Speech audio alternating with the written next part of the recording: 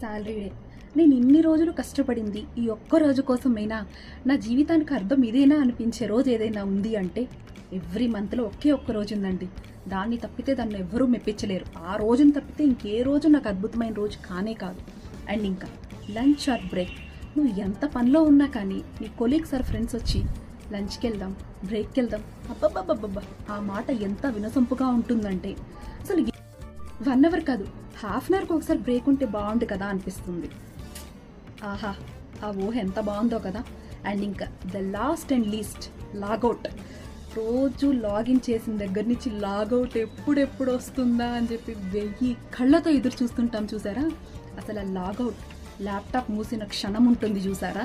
అబ్బాబ్బాబ్బా, 1000 కోట్లు ఇచ్చినా అంత ఆనందం రాదండి. నిజమే కదా. కామెంట్ చేయండి మీరు ఎంతమందికి ఇలా అనిపిస్తుందో.